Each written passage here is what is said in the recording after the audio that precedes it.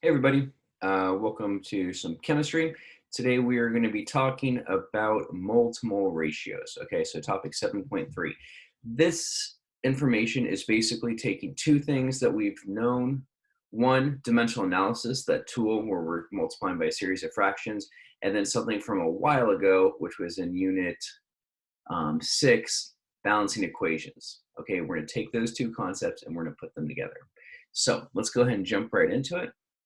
7.3 mole to mole ratio. It's right here.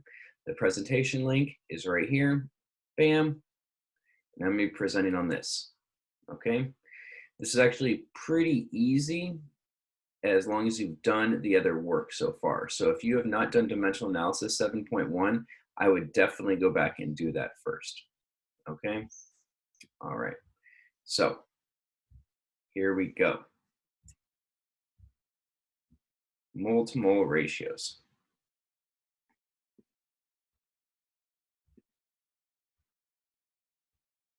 So what we're going to do is, first off, we know that a balanced equation represents the ratio of moles, not like the actual number of molecules, although it kind of does, but it's a ratio, represents a ratio. So we're going to be using that ratio to convert between different reactants and products and different substances within a chemical reaction. And this is the example that I'm going to start off with. Oxygen gas mixes with hydrogen gas to form liquid water. The question says, if you start with 3 moles of oxygen gas, how many moles of water will you make? So we're going to be using the same 6 steps for dimensional analysis, but we're going to apply it to this. So step 1, write down what you have and what you want. Well, we start with 3 moles of oxygen gas, so 3 moles of oxygen, and the question asks are how many moles of water, so blank moles of water. So this is what we have and what we want. Step 2 is I create my little dimensional analysis grid, which by the way, just represents a series of fractions. We put 3 moles of oxygen right here, and we put blank moles of water right here. Bam. Step 4 is putting in the conversions. So I take whatever I have in this top left box, I put it right here. This is a one-step conversion, so I'm just going to put this over here. Bam, moles of oxygen cancels out, and I'm left with moles of water. Now this is the step that's a little bit different, okay?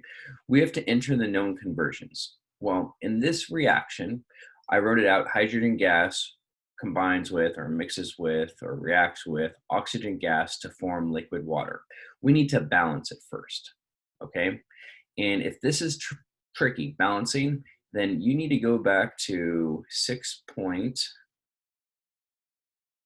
where is it? 6.3 on April 20th. Maybe that's why you don't remember it. It's on 420. And right here, I can see that for every 2 molecules of hydrogen gas, there's 1 molecule of oxygen gas needed, and it will create 2 molecules of water. But that's also the same as saying there's 2 moles of hydrogen gas is needed for every 1 mole of oxygen gas, which will produce 2 moles of water molecules. Okay, so now I look at my units here and I have moles of O2, and I look at the coefficient that's in front of it and I see that there's a 1. So what's going to happen here is the 1 is going to come down here, and then I look for the coefficient, the big number out in front of the water, 2 moles right here.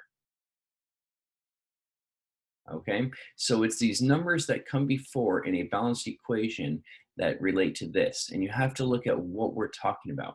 That's why I really like to get the units to cancel out first before I even put in the numbers.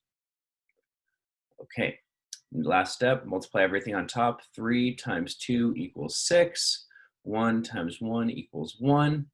Take everything on top, 6, divided by everything on the bottom, 1, and I get 6 moles of water. Bam. Cool? Cool. Now, in this case, what we did is we started with oxygen and we got to water, but you can use this mole to mole ratio to go anywhere. You can talk about just reactants or start with a product and end with a reactant. It doesn't matter. So the second example that I'm going to do is basically with 2 reactants. Same balanced equation, but this time we're going to say if we start with 5 moles of hydrogen gas, how many moles of oxygen gas will we need?